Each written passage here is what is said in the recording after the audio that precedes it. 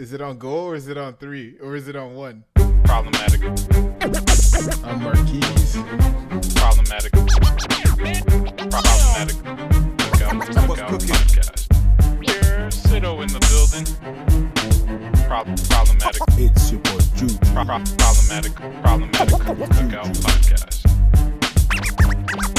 Problematic. Yo, what did my man just say then? Problematic. Yo, you're listening to Mr. Rock. Problematic. Cookout podcast. It's your boy Ciddo on deck with the squad. Your boy Juju in the building. Representing Oakville, it's Marquise. It's Rock, a.k.a. Mr. Rock. And welcome back to the Problematic Cookout.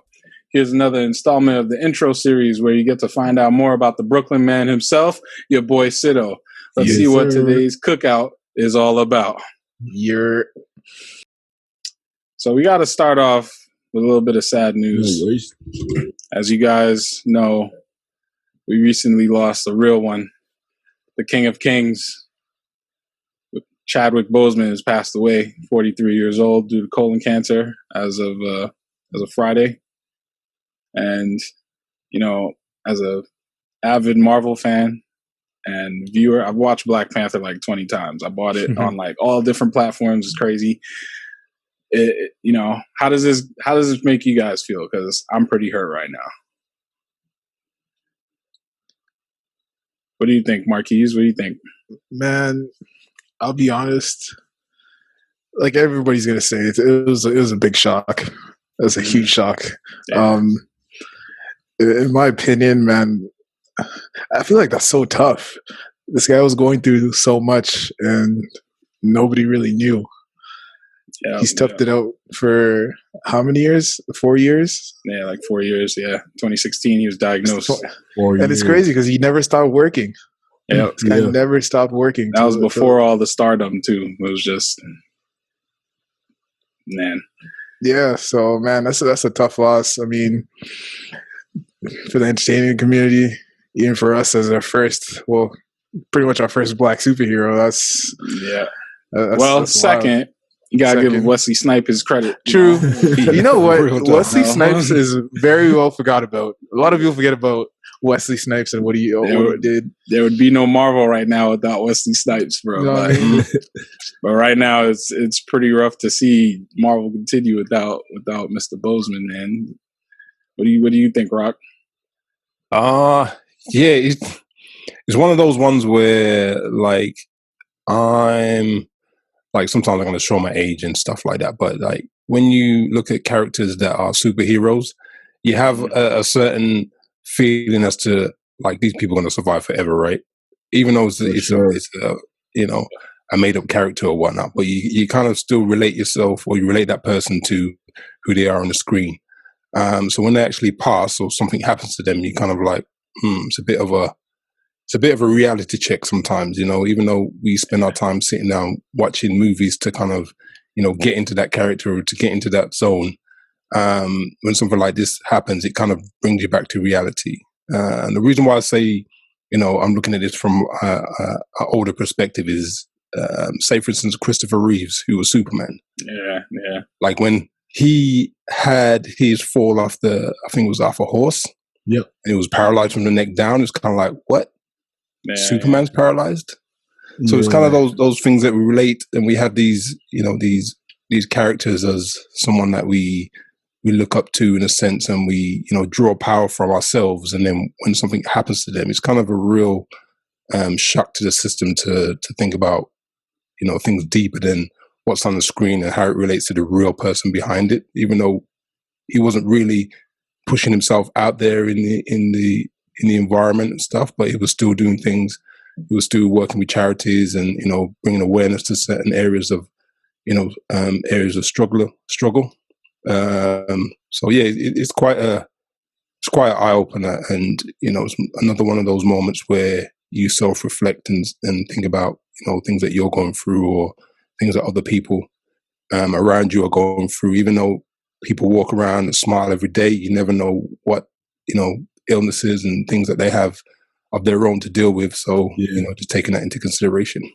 Yeah, but just like you said, man, like it also adds to the fact that even in your darkest of days, like the man was literally dying, right? And still found a way to do good in the world, do good all around him. And I think that that's so powerful. And, going through something like that, like his, he must have had a real circle, like, the circle around him he had must have been really, there for you when you're that large of a celebrity and you go through 4 years and, no one knows you even going through that. I'm praying that he did have the support, and it sounded like he left, with his family around him and everything like that. Yeah. And it's always difficult. Like we spoke about the fact that, anyone passing away, any life loss is of course extremely sad. But for us, we looked at it like, our super.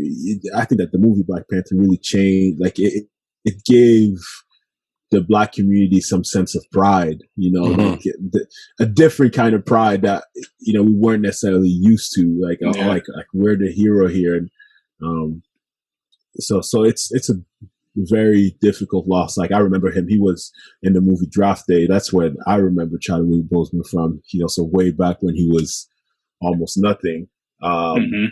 But yeah, no, just my thoughts are with his family, friends, and.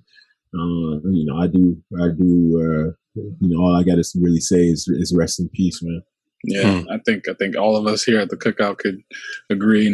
Our prayers and thoughts are with his family and everyone else close to him. Definitely, but it's a pretty crucial moment. I feel, at least for the Black community, because we have Black Lives Matter going on, and then that's one of our only fictional outlets for now, like the most popular one by far, that Black people could like look to for some kind of like fictional supernatural, like yay, we're cool kind of thing. What do you guys think about like any other Black characters? I mean, I know I mentioned Blade earlier, but there's some other Black characters in the mix like Luke Cage and stuff. What do you think? What are y'all thoughts on some fictional heroes in the Black community that we look up to? Man, I think Black Panther just did a really good job of bridging the gap between the different types of like backgrounds per se. Like it wasn't just for Black people. Like everybody could like somewhat relate to it or enjoy watching it. But like, let's say, I guess one fictional character that I kind of think of. I don't know if you guys ever watched Shaft. Yeah. Like Shaft is a pretty big man. Yeah. Like I remember Shaft, and that was a pretty big like a series or series of movies way back in the day, but like it just never really caught, I guess, the mainstream attention. They came out with the most recent installment was like I think maybe a couple years ago. It was like they were like handing down the torch, right? So it was handing down the torch to the next guy. Yeah. I actually watched that on the plane. I never watched it in theaters or anything, but like, I don't know. It just never, I feel like some of these movies don't really grab or capture like a wide range of audiences. Well, yeah, a lot of those are made for, the Black community, right? And they're targeted at the Black community. It's like we watch them and we take pride in it, but it's not really for everyone. While Black Panther was really something where it was like, no, it's like a movie, because we go watch the Superman, all the Marvel movies and all that. But Black Panther really came out there with, oh no, it is out there for everyone. But the Black man is going to be the hero. The Black man is going to be the superhero, and I think that's what really shocked the world. That was what was completely different. It's the fact that the community or the location and all the people that were from, what's the location called again? Wakanda. Wakanda. Damn, right? did you see the movie, Rock? It's a real place. Okay, so Wakanda, right, was top of the world. There was no other community, country, whatever that was above it. And I think for that reason, it gave a lot of people a lot of that power and drive to know that in the past we have been in those positions, but through history and the erase of history, it's kind of stripped that from us. So when that was provided, or that was shown, it kind of got people to kind of start looking into, what's in our past, what's our history, what's the relation to what's on the screen, and kind of really see that, okay, even though this was a fictitious character and whatnot, it relates to something that's happened in the past in history. So, I think it gave a lot of people a lot of energy and drive to feel like, we were once top of the world. Well, Still can be. I'm also a big fan of, the whole redemption story. Like a big one for me, I don't know if you guys ever saw it, but Spider-Man Into the Spider-Verse with my boy Miles Morales. Yep. That movie, it's an animated movie, but it also won a Grammy the same year Black Panther did. So it was just like, oh, black people winning right now. Yeah, boy. Yeah. But, that was, because of animated movie, that kind of like, it doesn't get as much clout as the live action stuff. But I could have thought at one point they were going to throw Danny Glover into the role of Peter Parker, weren't they? No, he was casted for the live action Spider-Man movie. Oh, okay. I think he had some role in something else. I don't know if it was to that. I might have to get fact checked on that. Yeah, but yeah. Donald Glover, he does a lot. He's one of those black superheroes right now too. He's on the low. Yeah. Doing a lot for us. But I did not know he could act like that. Like, I thought he was just, one of the, singers, rappers, and whatnot that just appeared in movies every once in a while. But yeah, I watched a couple of places he appeared, and he, like, that boy can act. Yeah, real, like, watching him on Community. If y'all ever watch Community, hilarious. Yo, it's great to see the awkward black guy, because I always feel like I relate to that. I don't know how you guys feel. I'm never like the cool thug gangster dude. I'm just like, not that you have to be. Nah, but I'm from Brooklyn, so I gotta be the thug, right? And then I talk to you, and then I'm like, oh yeah, I'm chilling, bro. Like, so I also liked him in Atlanta. I don't know if you guys have seen it. Oh yeah. I gotta finish watching that. I'm not gonna. That was a good show, man. I watched like half. But I gotta catch up on that, man. Yeah, that's definitely on my recommendation list. If anyone hasn't seen it, definitely check that out. Yeah. Making a lot of money for these guys, just like Tyler Perry. He's one of like the 4th or 5th black billionaires in America now. Yeah, I mean it's I don't know like what the numbers are around like black billionaires like in Canada, because like obviously Jay-Z and Kanye recently made it on the list. It's inspiring, man. Like for me, I don't know. Like I don't know about you guys, but for me, every single time I'm, driving down the city or walking down the street in the city, and I see a black man in like a nice car and all that, for me, I'm like, man, that's nice. Like, what does he do? Not in terms of just like, oh, it's weird, but just like that's cool. Like we're getting there. We're making it, and those are the people that are now going to create the business, the black owned businesses and everything like that. And it's so cool because I remember speaking about this before, but, everything when you talk about, building wealth, it's really about diversification, because none of these guys made it with just one thing, right? Like Tyler Perry didn't become a billionaire with just, directing movies and writing movies. It's been, dabbling in different areas.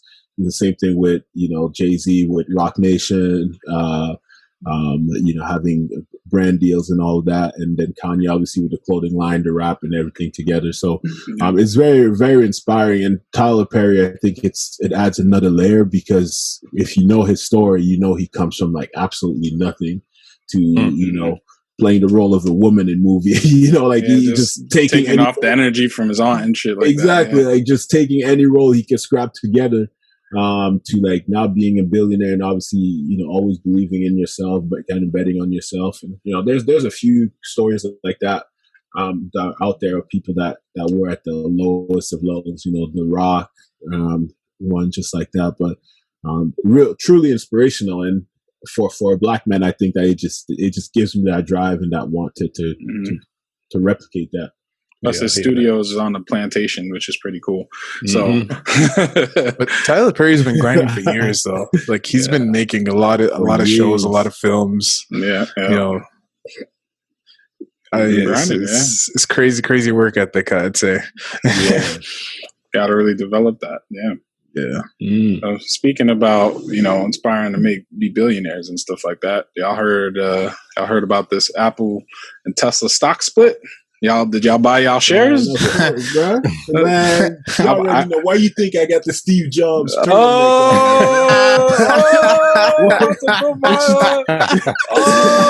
What y'all think I got the turtleneck on, man? I feel like Steve Jobs right now. I got my one Apple share right now. Exactly. Y'all ain't doing nothing. Y'all can tell me. Yeah, man, that's crazy. See, when I didn't hear about that till like probably last night. Last night? Yeah, it already happened by then. It already happened. I know, and I was upset. I wish I knew about it, but hey, that's great. Definitely not too late. It's definitely not too late, obviously, but like I mean, I guess the shares are more affordable now for regular people. Yeah, it's like the third time. Y'all know. Split. Yeah, y'all know like how stock splits work. I think it'd be cool to like explain it to the viewer, to the listeners.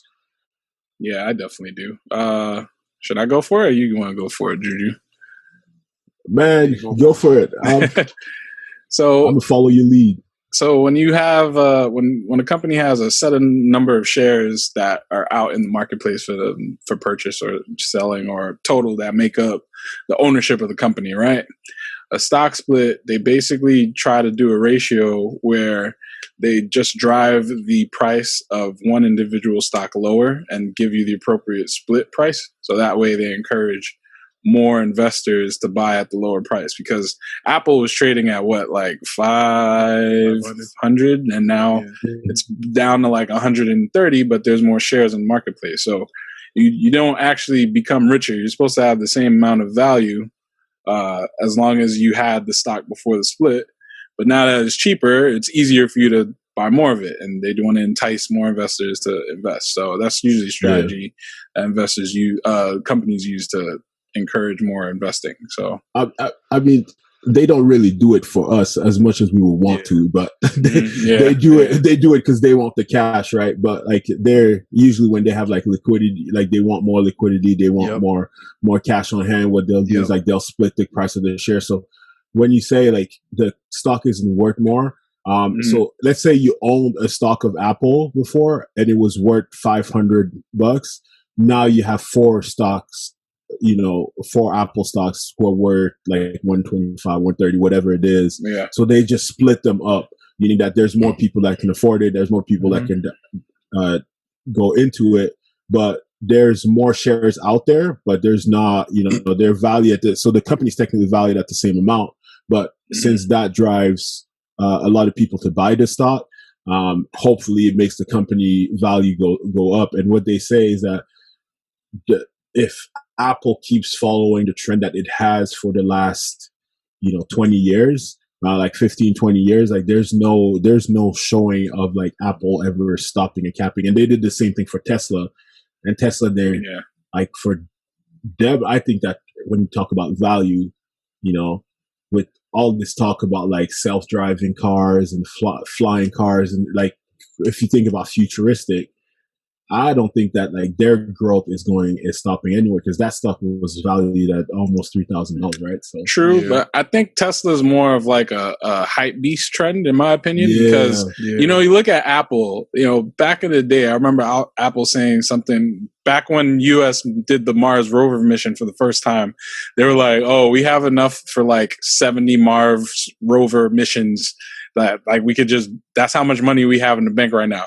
And their bankroll has just definitely increased like tenfold by now, because they're like one of the first. Well, Amazon's the first $1 trillion company.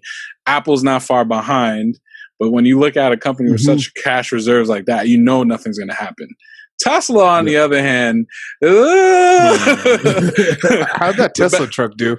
I think it's not out yet. It's not out yet. Yeah, but those were all pre-sales. Yeah, Tesla always like just barely meets the performance mark like each and every time. Like, because like Elon Musk, he just spends all his money on the next project before anything comes to fruition. Like he just and then he has to like go to investors and get more money and do that. So it's a bit scarier with Tesla, but at the same time, if you think Tesla is the innovator of the future, then you'd be wise to buy that stock and keep going. Well, Apple was 129 yesterday, and I think today it's already up to like 135. Oh, word! I got checked. What's the move? Like, yeah, it closed at 130. I don't know when y'all listening to this, but it closed at 134 today. I think it's still a buy, bro. Like, did you jump in, Juju? Oh, I jumped in at the stock split. Come on. Oh, man, you should have let us know. Why you got to keep all this information I jumped in yourself? at the end of the market. This guy's trying to build wealth and he ain't telling nobody. What's wrong? That joint split. I'll tell y'all now. What you mean? What? Word, buy it still. Bro, I wanted to wait. I was like, all right, it might tank the first day. And it just kind of went up. But see, that's another thing. There's a lot of speculation that it might not just like skyrocket right away anyways. So even if you're not able to get in at the start, it's not like a lost cause. You can definitely you'll probably have the opportunity just to buy it later on. True, but at the same time, and the market's so volatile. Man. It's volatile. Who's getting the next iPhone? Who's getting the next iPhone? Oh, definitely not. If you gonna get the next iPhone, after I buy all these Apple stocks, bro, I'm about to be broke. Man. If you gonna buy the next iPhone, you should just buy the stock on top of it. All right, I'm just telling you that now. Okay, I've kind of sat quiet for a little bit, so I'm just listening to what you guys got to say. We got to jump. My question comes then, right, as to why have they decided to do it now? What, the stock split? Yeah. I mean, they did it like 3 times already. Well, why now, though? Has something happened recently to make them think, I think the strategy I heard was that they were number one on NASDAQ, on the NASDAQ list, and they didn't want to be number one. So they did the split to also drop them down a few numbers on that. So that was what I heard. Do you think it had anything to do with all the stuff that's been going on with those top companies, with the governments talking about like how they're aggressive in the market and, hugging all the resources and all the customers and, potentially governments enforcing certain rules to reduce them from, building and being as big as they are. And now they're in a position where, you know what, we got the rest of the world thinking that we're up here. We need to cash in as much as we can and get everybody involved in this right now before these governments start to crack it down and saying, yo, you guys are too big. You better break up. Possibly. Take. I mean, that's an interesting story, but like their size didn't really change, right? For them, like this, if anything, like the plan is for this to make them even bigger. Yeah. No, but that's what I'm saying.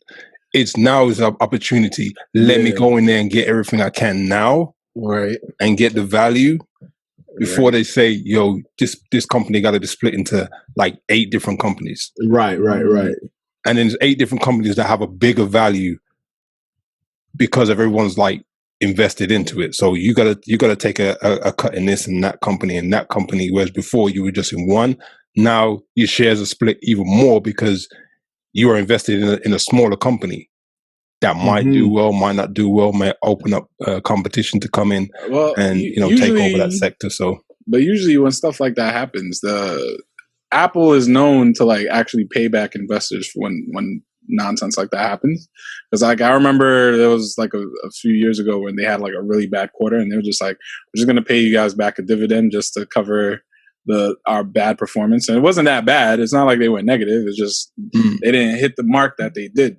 So if they were honestly to split up into like several other companies, there's going to be some kind of news that comes out that you have to get reimbursed in some way, shape, or form for at the same time, though, you don't really know what these guys are planning, so it's kind of like it's a risk either way.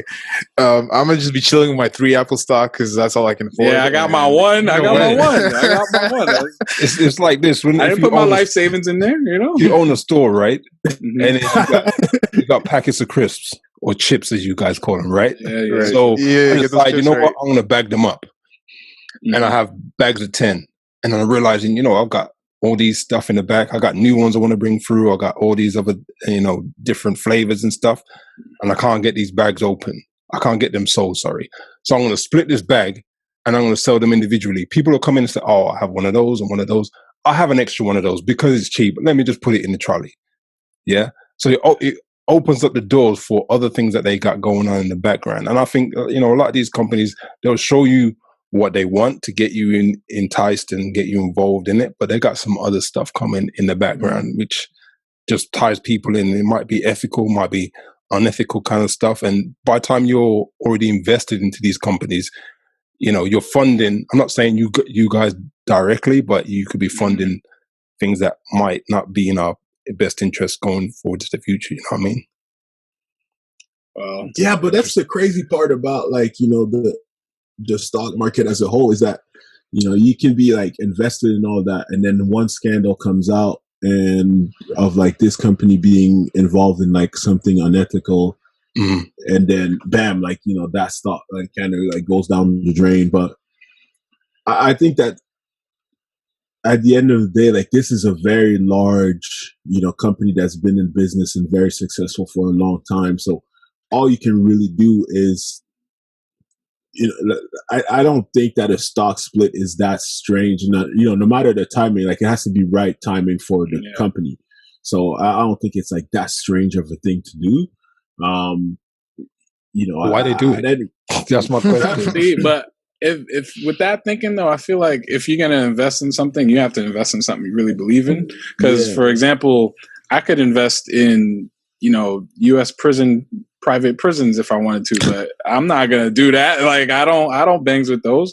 And for sure. And but people who invest in what they believe in are usually the ones that do pretty good. And exactly. You know, I don't. Oh no, and I'm not saying just invest in it, no matter if they're doing something unethical or not. But, like, you know, obviously, if I found out that they're doing something unethical, like, you know, that would be a different story. But there's no evidence of that. So I don't think that, for me, I'm just saying that the fact that the stock split for them, both them and Tesla, the fact that it came now isn't necessarily something suspicious, or that I might, oh no, like, I got to be on the lookout. Why are they doing a stock split? Because it's something that's pretty normal for a company to do in general, especially when you reach that large of, you know, level and whatnot. I guess only time will tell, right? Yeah. We see the true effects of what just happened. Bro, if we knew like what's going to happen, man, none of us would be sitting here. We'd be recording this episode on an island somewhere, the Galapagos or Virgin Islands. Exactly, Virgin Islands, Turks and Caicos. Man. Okay, sounds like a life. What you guys copping? The next iPhone, the next Android phone? What's the pick going on for 2020? I'm gonna let Rock take this one first. Yeah, Geek Squad up in here, man. I don't know. Of recent, iPhone's just been looking a little bit more flavorsome recently, because, you know, yes, in the past, we got a converter. Come on, yeah, let's get it.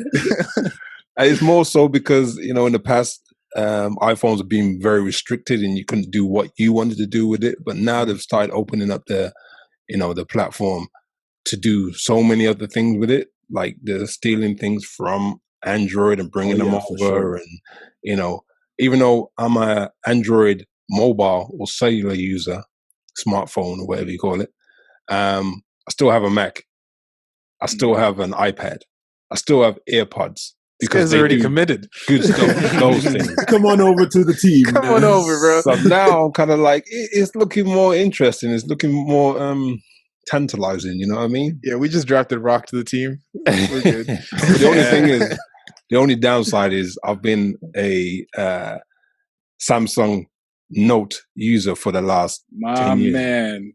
Yes. So it's kind of like, until they bring that pen there, they're not really going to drag me in. The interface and everything is looking better, but the fact that I can just pull out my phone and write my notes and do all kinds of stuff with my device kind of pulls me back to Samsung. So I'm kind of like, yeah, I'm sitting on the grass on the other side of the fence at the minute.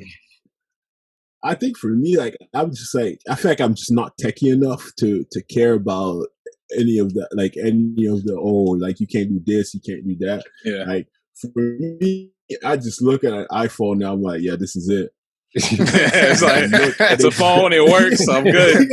It's just like, this is it. They got me hooked. And I always say, like, it's just like Apple, they just got that into it. Like, if you look at their commercial, they don't even say nothing. They just like put an image out there and they're like, yeah, you gonna buy it. Like, like, yeah, this $1,000 is yours already. You got it. Like, I don't know. I'm just like, they got me hooked. I got it. Like, I got the AirPods, the Apple Watch, the iPhone. You know, I'm all in. I'm all in. Word. Yeah, man. For me, I think at some point in my life, I thought I want to be like the whole, techie Android you nerd. Flip flopped on me, bro. I remember that. I remember when the first OnePlus. I don't know if you guys ever heard of the OnePlus phone. Mm-hmm. When that came out, I ended up getting that very first one. I was like, this is revolutionary. Like, it just felt so fast, so fluid. Like, you can basically do anything with it. But I feel like, although I had an Android phone for many years, I ended up getting a bunch of the OnePlus phones because it kept sucking me back in every time they released a phone. But problem is, I never really used that phone to its fullest potential. Like, even though you could do so much stuff with it, like I never did. So at the end of the day, like it was kind of like a waste. I never did any of the in-depth Android anything. So the moment I switched to iPhone, it was kind of like, it's so simple to use. Like, I don't need to like go too deep into it. Make calls, send texts, call it a day. I don't even use Siri. But here's where they got me. So one of my old buddies ended up getting me to get this Apple Watch, and then, so I dropped the money on the Apple Watch. I dropped money on the AirPods. Now I'm stuck. How am I going to go back to the Android? And I already got all these Apple gadgets and doohickeys. Like, it's too late. I got to stick around for the long run. Yeah, how you going to use AirPods? Like, the AirPods experience is just not the same with like an Android phone and all that. And like, I don't know, man. Watch. You put the right software on your Android. It'll take care of you. It'll take care of you, man. That's so much work. That's so much work. It's right? not, You're already man. kind of part of the team, man. See, like, this is the thing with me, right? I'm team Android, obviously, right? Yeah. I've had Samsung devices the whole time. I would like to play with the other phones like OnePlus and stuff, but I have been using Sprint, and then in the US, you have like a special SIM card that you have to use, and phones like OnePlus don't support that carrier. So I was like, okay, whatever, right? So my thing with Android is that, the customizability that you have is unparalleled. And so for me, when I first got my Android phone back like 10 years ago, I think it was like a HTC Evo or something like that. I basically made the experience the way I wanted it. Yeah. And for every new Android I got, I have simulated the same exact experience. Like, if something changes and I have to like change something else, it's like, okay, fine. But going from phone to phone, the transition for me has been seamless. I put everything back in the same place. And then if there's like new features, I just do the new stuff on top of what I've already standardized. So, you guys got the iPhone and they've made it seamless through each iPhone, but, something drastically changes. Like, when you get like the iPhone 8 compared to the 10, you're just like, what the hell is this, right? Yeah. Like, I still hate that transition. I got iPhone for work, but my Android has never failed me. I still got my fingerprint reader. You guys had your mask on, couldn't unlock your phones. I was like, yo, I'm still good. I'm chilling right. I'm like, fingerprint. That's real, man. Like, that's just what it is for me, baby. And the Note, I've been a Note guy because it always has like the Mac stuff. And I've had my trials and tribulations. I had the Note 7. That joint was blowing up on people. I had to give it back. And I had to give it back again. Yeah, I remember that. I was like, yo, what is going on? But I was like, no, I'm not going back. I'm not going to iPhone though. I'm staying Android through and through. Yeah, that's fair, man. Yeah. You got to take your hats off to at least in due time. Yeah, but you got to at least take your hats off to BlackBerry and when it did its thing way back in the day. I don't know if you guys ever had BlackBerry. I had a curve. Yeah. I had a curve back in the day. Yeah, you But got I to had hit A up the couple BBM. curves, man. See, but when I was broke, I got all those phones late. So when I got the curve, I was literally at the end of the curve. So everyone was like, why you got the curve now? Why we on iPhones and stuff? I'm like, but it was a BlackBerry, like BBM me, yo. Yo, them BBM days, that was like a whole new MSN for me. Yeah, Like, yeah.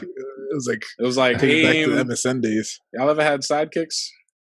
Nah, we saw them. Y'all never had sidekicks? Yeah, this guy said we sold them. Oh my god. Bro, sidekicks in high school, man, you had to have that flip. Like you just like you flip that to the side and you be texting. Oh, of course, everyone's man. on AIM, everyone's on this or that. Oh man, good times. Wasn't that more because the US network was really crappy back then? Because when everyone was talking about sidekicks in the US, in the UK we had mobile phones like nothing. Yeah, that makes sense. That makes sense. Yeah, that's true. Yeah.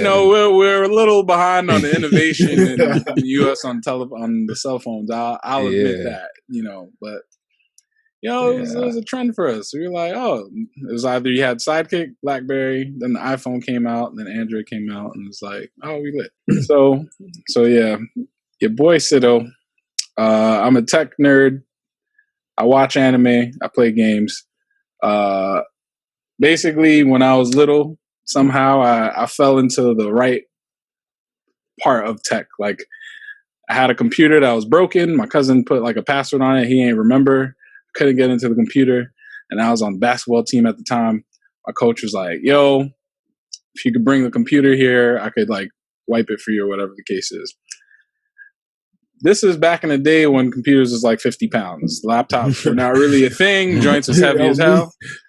And, I'm looking at this computer. I'm like, I ain't got Did you put it in your backpack? I just took a screwdriver and just went to town on it. Just started unscrewing shit here and there.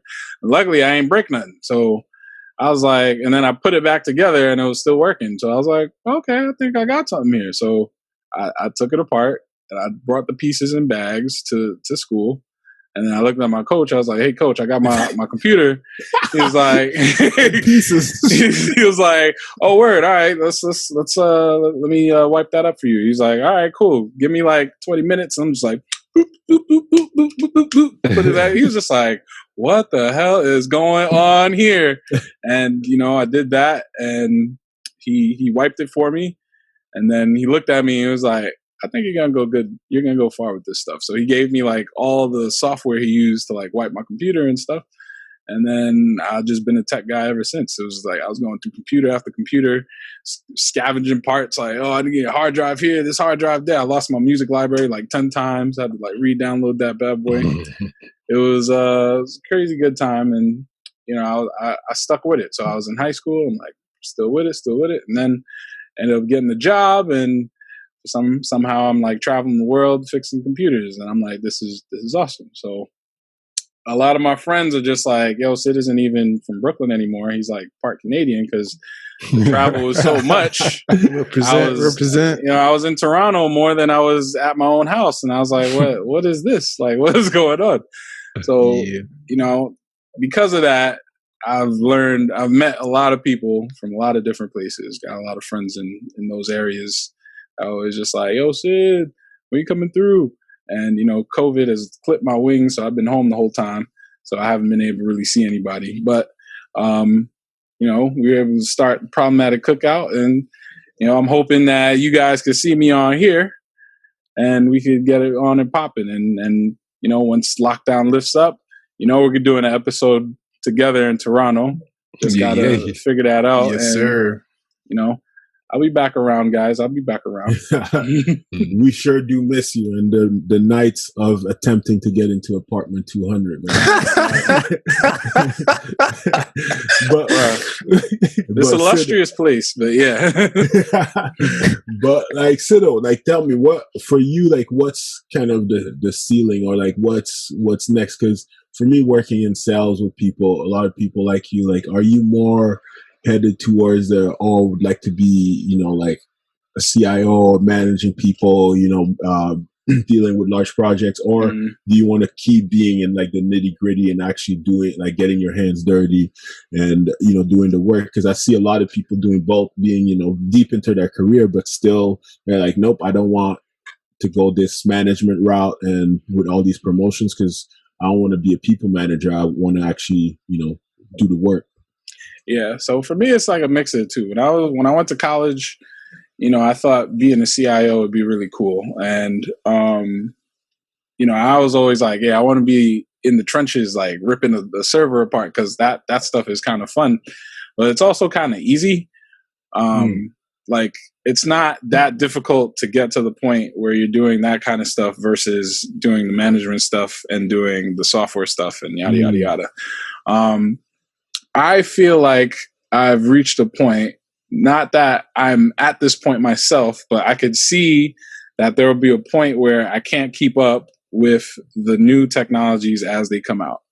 And it's kind of sad. That's crazy. I've seen like 6 or 7 generations of new tech come out in the world, and I'm starting to slow down on the new tech, and it's breaking my heart.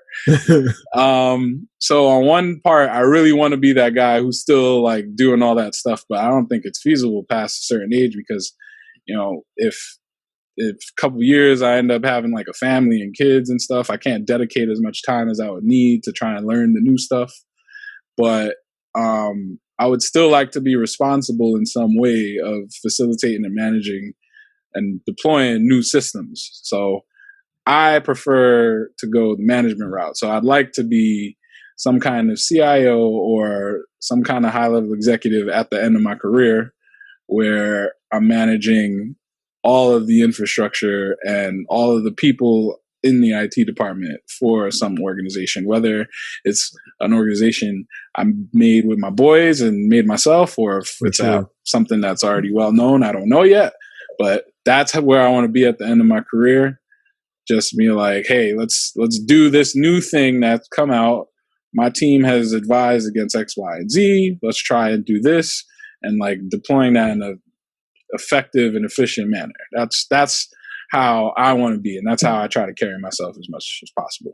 Ciddo, I think you should probably let us know, what do your boys in Brooklyn call you? And where did Ciddo come from? All right. So the origin of Ciddo is actually kind of terrible, in my opinion. Basically, when I was in like early high school, freshman high school, stuff like that, boys around the block that I live in, I still live here. So these guys could literally see this podcast and run up on me. I'd be like, yeah, whatever. Yeah, we used to do a lot of stuff together, play basketball, do this, do that. But, I was like I said, like childish Gambino, Donald Glover, I was kind of like that awkward black kid, because, I'm a guy who likes tech when everyone is loving Air Jordans and this and that. Yeah. And, I didn't necessarily fit in, but I was trying to still do stuff with the people who are into like different stuff like that. So, playing basketball, playing this, playing that. And then there'd be some times where I'd do some awkward ass shit. Like I'd be trying to play basketball, and I wasn't good at basketball. I wasn't the next LeBron up in there. I was one of us. I was more like a Delonte West or J.R. Smith, do a stupid shot, do something whack, something like that, right? And it just became funny that I'd be put in these situations where they'd like double team me or something. I'd just do something dumb and lose the ball or whatever, and there would be times where I would say something with a different not accent, but say different words. Like, there was one time that I saw the rim was like kind of held back because it was like it wasn't flat. It was like on a thing. And I was like, oh, the rim's out of offset. And they're like, why is this guy hitting us with trigonometry and whatnot? And it's like, and it's little quirks like that people would just call me Ciddo. And I was like, what the fuck is that? Just call me Sid. And there just came a point in time where, I got like more self-confidence, started believing myself more, started doing more stuff. And then I'd start doing some cool shit. Like I remember looking at like Kareem Abdul-Jabbar do the sky hook, and I was like, yo, I'm gonna try to steal the sky hook. And I was already like 6 foot. So I started sky hooking on people, and it was like, yo, where did Sid get this move from? What's going on? And I'm looking at people play like NBA Live. I was like, oh, the hop step, the Euro step. All right, I'm gonna steal that. And it was like, yo, what's going on? And it's like, I ain't have nobody. I'm an only child. I have no siblings. I have some older cousins that I kind of grew up with, but they're like 5-6 years ahead of me. So it's like I have no one to really show me what is kind of normal, what's kind of whatever. So as I'm trying to like navigate through all this stuff, and my people's is feeling it more, it's like, oh shit, Ciddo, okay, all right, and then it just kind of stuck since then. Cool. I got a personal question. So this is like, you called yourself a nerd earlier on. I call myself a geek. So geek to nerd. Yeah. If there's something that you could bring into the technology world, or you could create or develop, what would it be? Something that I could create. Oh man, that's a good one. I barely know how to answer that. I mean, I haven't brought this into the world. It's already out there, but I would want to make some kind of portable VR experience, right? Mm-hmm. So like VR came out, it's been out for a few years. I actually have a VR set, and I was playing it for a while. I don't got no room to play it anymore because stuff is moving around kind of crazy. But, the thing that kind of sucks about VR right now is that since it's so new, we don't have the tech to properly like utilize it everywhere else. Yeah. You need high end components and equipment to really like push all the data needed to run it in a experience that doesn't make you sick, right? All of that is tethered to cables. Like you got to plug it in here, you got to plug it in there. They do have like a wireless one, but it ain't leaving somebody's setup or house past like 5 feet. But I would like to make that more, enjoyable, kind of like the animes and shows I've watched where, you got, if anyone's familiar with Yu-Gi-Oh, how they'd have like the games in the middle of stuff. I would like to do that for multiple experiences, whether it's some kind of virtual basketball or some kind of, even like virtual football or something where you ain't got to get hurt. All these kinds of things where you could just set up a virtual environment in a set location, like, oh yeah, we just need like X, Y, Z, and then the thing's powered up and we're in the virtual environment. Yeah, set up a maze in some rainforest, or a horror story. I just want to set something up like that. That's what I would want to bring into the world right now. Okay, cool. That's a great idea. Yeah, actually, I think that's kind of dope. We had to patent that. We had to patent that before someone else takes it. On me. We're a couple light years behind the VR folks, guys. Y'all want to learn how to program? But we are looking for investors, so I mean, we could probably slide in our comment section if you're looking to invest. So we got some questions from our faithful IG followers, obviously. The first one we have here is, what's something you've been doing to stay sane during these times? And I think by these times they're relating to being on lockdown. Yeah. So before lockdown, like I said, I was traveling very frequently, like basically every week, if not every 2 weeks. I was always on a flight. I was always away from home. I was always either in several places in the world at once. So I never really got the chance to like sit down and like be chill. So to be honest, lockdown was probably one of the better things that could happen to me, because since my wings were clipped, I got a time to actually like sit down and like relax and kind of realize and make some plans for the future, as opposed to just going out and just trying to have a good time because I'm not home. Like, oh, I'm not home. I can't work on something that I want to work on. I might as well go get food, go to the bar, get some drinks, something like that. So initially the lockdown had, mellowed me out and like stabilized me, so to speak. And I was able to reconnect with some close friends again, through social distancing and yada, yada, yada. Spend a lot more time with some of my close friends. I was able to see who my real ones are, like back home. And, I put a lot of stuff in perspective. So, if I kept going at the pace I was going, it was probably going to look pretty bad for me. But, probably this lockdown has been one of the better things that happened to me during this time. So one of our listeners or potential listeners want to know what trouble are you most likely to cook? And I think that's a play on our name, Problematic Cookout. All right, so I have been watching a lot of food videos lately.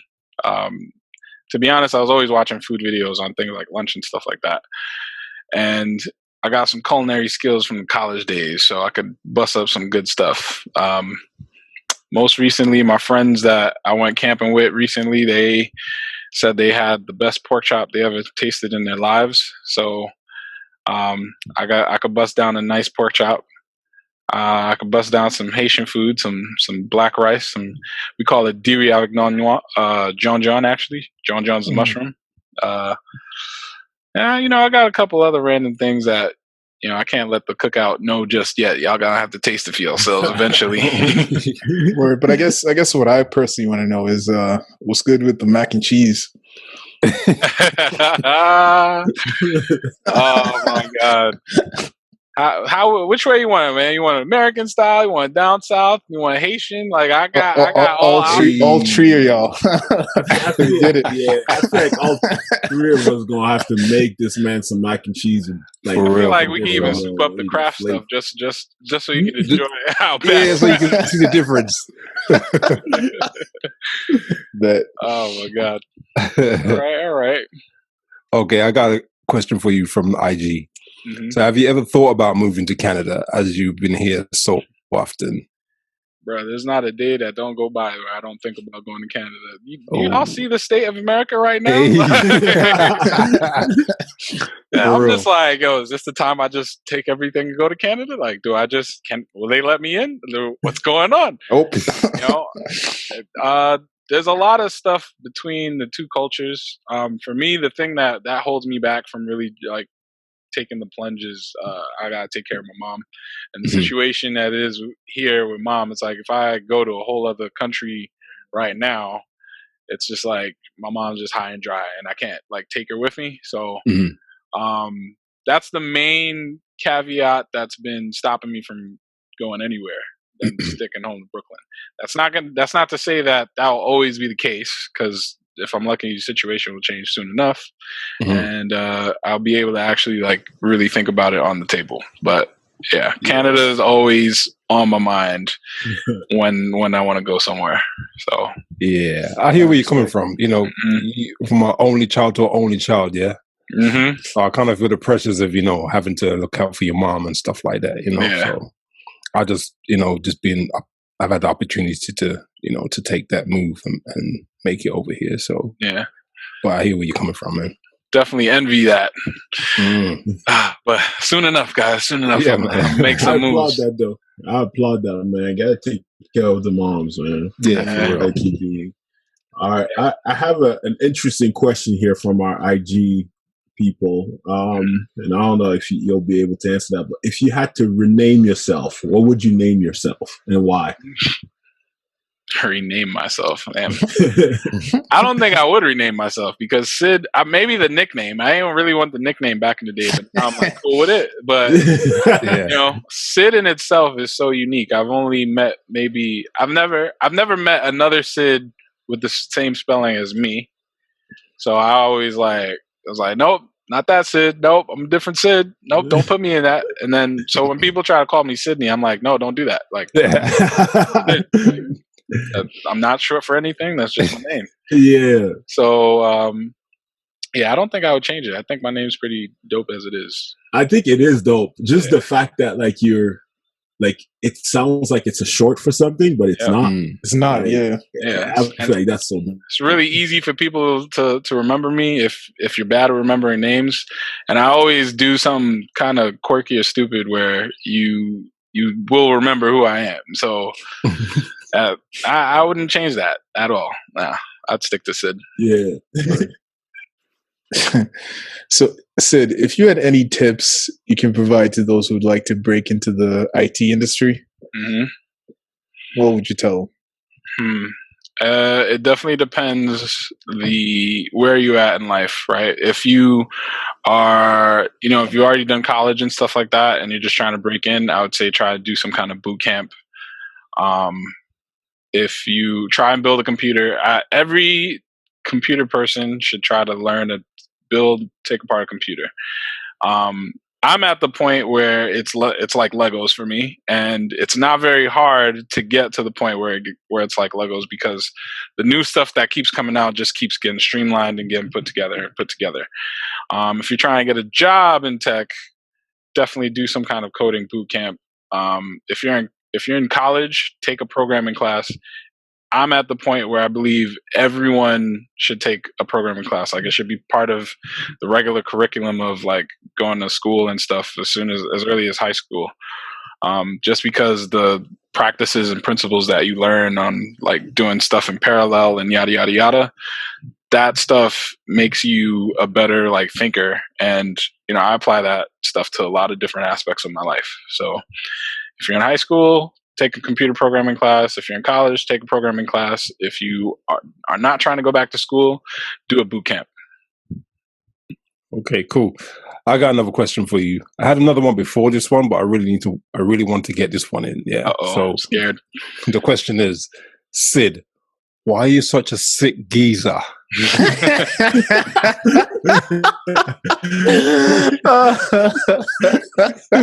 Oh man, I guess it's got to be the travel, man. The travel definitely plays a big part.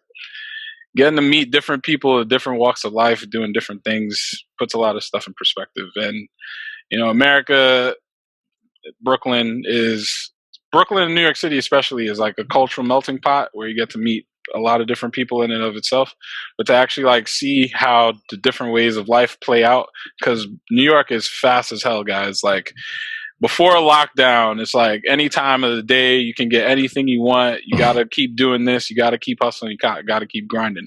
The stuff is too expensive, and once you stop the hustle, it's like your whole life falls apart. Yeah. But to go to places like Toronto or DC or California and see how they have, how the pace that they run at, the things that they look forward to, all of that stuff puts me in a really understanding position. Because if I was trying to be hard-headed and just be Brooklyn all over the place, I probably wouldn't be here right now, because there's been some questionable places I've been at. But yeah, I'd say it's definitely the travel. So if you want to experience something, travel, and make sure you don't bring your house to where you're traveling, but bring where you're traveling to your house. For sure. Word. Yeah. I like that, man. That's cool. Mm-hmm. And you've been across the pond to the UK too, right? Yeah, I've been to London. I was at London for a work trip. It was my first time. I spent like 9 days out there. Word. And that was when I first met Rock. Hey. Hey, I was like, oh snap. Rock was is like, this geezer? Who's my man over here? Mr. Rock, what's going on here? He's like, I see you over there. I was like, oh, okay. Nah, that's dope, man. That's dope. Yeah, this question, I guess, like you kind of answered it throughout the podcast, but what inspired you to pursue all this tech? I think that I'm going to add to this question, like what inspired you to actually take on that career? Because from building them up and having fun with it, what inspired you to actually be like, okay, I'm going to make this a career? See, the cool thing about tech, and when I first got into it, it was like, oh man, I built this thing or I fixed this thing and completely did what I had to do with it. But something new is always around the corner to make that original thing better and faster. So it's always engaging and challenging, because when that new hotness comes out and then you see what it's capable of compared to what the standard is today, it's like, how could you not be excited about it? Mm-hmm. A lot of people get the new phone every year just because it's faster and stronger. But when you're in like real tech world and like a whole new innovation comes out, it's just like, nah, I got to get my hands on it. I want to play around with it. This thing is awesome. It's also very expensive, so I gotta chill with that. But that's why I'm so into tech. There's always some new stuff that's dropping. Like even today, NVIDIA just announced some new graphics cards to play games even faster, and like the specs are like off the charts compared to what they first released 2 years ago. I was watching that podcast. I'm messaging my coworkers like, "Yo, it could do this, it could do that." I'm messaging my boss. There's always something new coming out. You gotta go with the flow. From that perspective, it just enlighten the audience in terms of a new graphics card. Because people might be thinking, well, the graphics were good before, so what's changed? What's new? So you know, you got your PS4, your Xbox, right, and your Nintendo Switch for the gamers out there. When you get a graphics card for your PC and you play those same games on your computer, it's a difference of worlds apart that I can't describe in this podcast. You just have to experience it. Stuff looks like real life, the way it moves and it flows when you play in at higher frame rates. And that's like the big deal. Like, you know, the new Xbox is about to come out, the new PS4, the PS5 is about to drop, and they're going to get some like new visuals and stuff. But when you have the new graphics card and you really take it all to that max point, the developers put some nice eye candy in there and stuff so that it looks like you're in the world rather than just playing on your control on PC and just looking at your TV. It's just beautiful. Everything looks so better. So you're saying the Gulag Showers really looks like a real life Gulag? Oh yes, it does. When people throw that rock, you see that rock flying at you. Really? Hits you in the back. Man. Yeah, man. It looks crazy. Wow. Yeah. Okay. Cool, So cool. I will always encourage people to play games on PC if they can. So, and new graphics cards just make that easier, and they're cheap too. Like the entry level part is pretty reasonable. It's about the same price as a console. So if your computer is like outfitted to get it, then you could already start joining these games, and you just gotta get the graphics card, and you'd be all right. All right, guys, we could go on for hours, but we're gonna have to wrap this up for now. If you haven't done this already, please subscribe to our channel and share this podcast with everybody. Your mama, your cousin, coworker that you don't like. Follow us on IG at The Problematic Cookout for more updates. Next week's episode, we get to find out more about Mr. Rock. Hey. Y'all be safe out there. Problematic out. Yes, sir. Peace, y'all. Peace. Yeah. Catch y'all later. Is it on go or is it on 3 or is it on 1? Problematic. On Marquise. Problematic. Problematic. Cookout podcast. Here, Ciddo in the building. Problematic. It's your boy Drew. Problematic Cookout podcast. Problematic. Yo, what you mind, man?